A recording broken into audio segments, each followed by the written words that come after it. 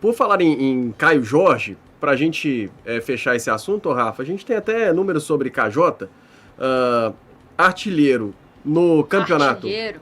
Nato, Artilheiro brabo, né?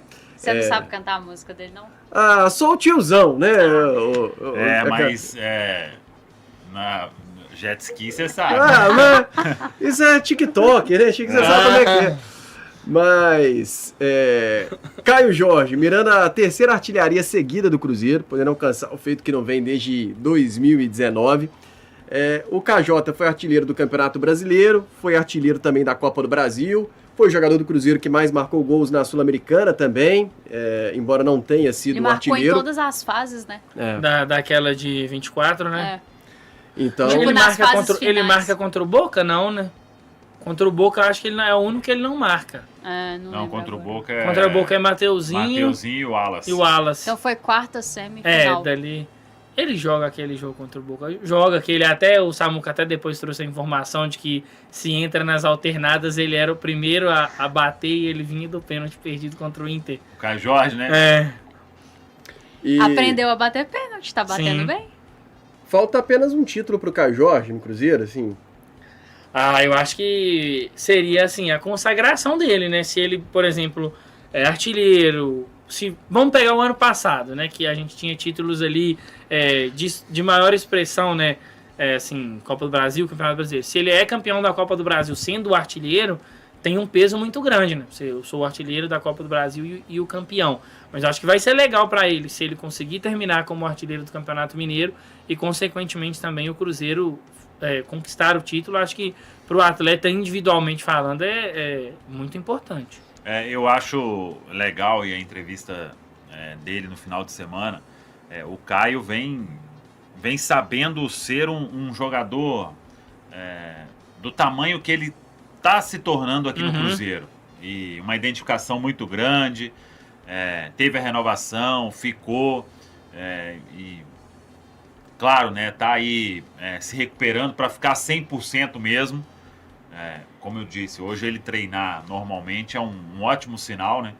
Ontem fez um trabalho especial, hoje foi a campo, aí vamos ver ao longo da semana, porque ele 100% é uma peça fundamental e tem sido uma liderança, mesmo jovem, sabendo o que tem que significar tudo para o cruzeirense, né? Acho que o Caio tem tido um papel bem legal, e se indignado com os momentos, né? E isso é muito importante. Aqui, assim, não muda o resultado, mas aquela entrevista, se eu não me engano, é dele na saída do intervalo, no pós-partida, na verdade, contra o Botafogo, né? Que ele pede desculpa pro torcedor, Sim. Fala que foi tudo muito ruim. É isso que o Samuel falou, ele tem entendido cada vez mais o tamanho dele dentro do Cruzeiro, né? O crescimento dele por aqui, e isso é legal.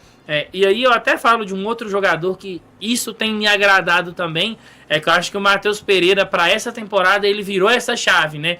De ter, às vezes você pode até discordar de uma fala ou outra dele, mas eu lembro que no ano passado ele meio que não falava, né? E aí esse depois ano... Daquilo depois tudo, de ele... É que assim, ele passou por fases. Primeiro ele falava e eram falas desnecessárias. E aí ele ficou sem falar, e agora ele tem assumido cada vez mais essa postura. Abraço pro Faleiro aí, que tem muito trabalho com a turma. Com essa rapaziadinha. Media training aí. Os guerreirinhos dão trabalho.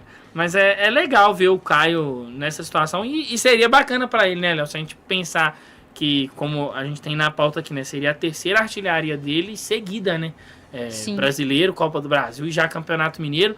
E para ele é muito importante porque, assim, tinha-se muito uma sensação de o Caio Jorge vai ser o jogador de uma temporada, e ele vem dando indícios, mesmo num time coletivamente com problemas, mesmo estando desgastado, que não é isso. E eu acho legal, pelo menos na minha forma de ver futebol, tá, ter aquele jogador que às vezes ele não tá fazendo um bom jogo, mas ele vai lá e marca gol, né? Ele vai lá e participa diretamente. Eu lembro de um jogo no ano passado contra o Internacional, aqui. O Caio não estava fazendo um bom jogo. Eu estava na transmissão, acho que eu cheguei até a comentar com o Valu. Não é um bom jogo do Caio. Ele teve uma chance, que ele saiu cara a cara com o Rocher e cavou. Então acho que isso é legal também, essa construção do jogador, né? Decisivo. O Caio tem se conseguido evoluir como esse cara decisivo. Você olha e fala, eu posso confiar nele nos grandes momentos.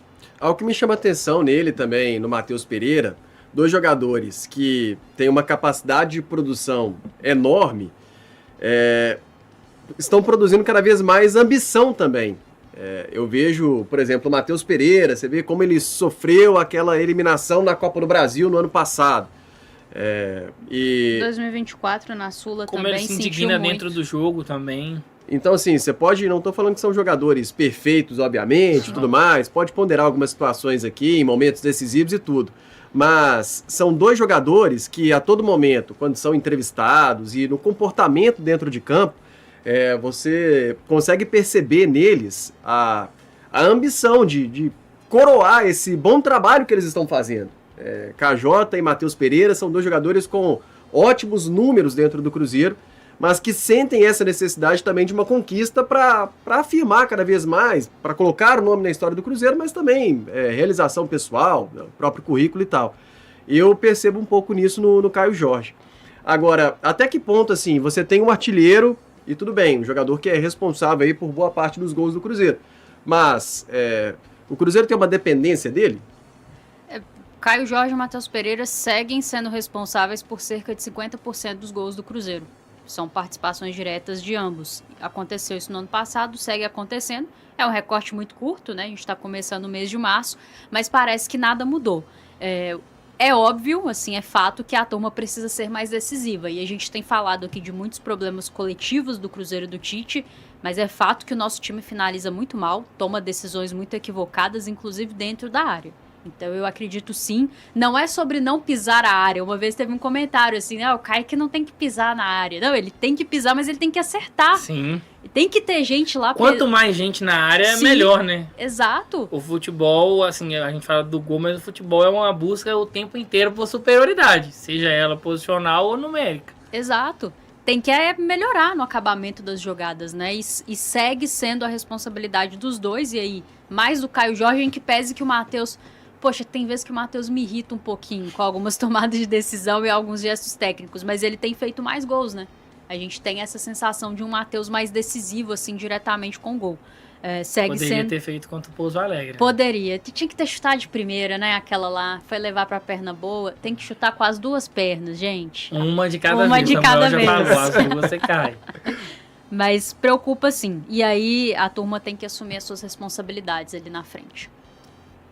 Eu acho que essa questão também é assim, um cara fazendo gol igual o Caio tá fazendo, acaba que você vai ser dependente dele, né? Porque a fase dele continua muito boa, né? Então, eu acho que é natural. E é difícil a gente pensar hoje no time. Infelizmente não tem, né? Um ponta para entregar ótimos números, porque tipo, você não vai ter, vai ter outro centroavante para entregar o mesmo tanto de gol, véio. Não tem como, né? Vai jogar menos minutos e tudo.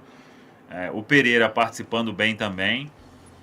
Eu ainda, quando eu vejo aquela imagem da assistência dele, eu acho que o torcedor por estar nessa aí, alguns, né, revoltado com isso ou com aquilo, véio, ninguém parou para ver a assistência que ele dá, véio. Ali, no último minuto, o cara achar um passe daquele, velho.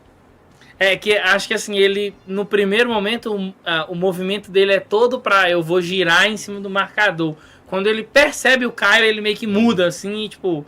E isso que o Samuel falou... Dar um toque sutil, né? Porque não pode nem exagerar muito. Isso que o Samuel falou, Léo, entra muito no aspecto mental também.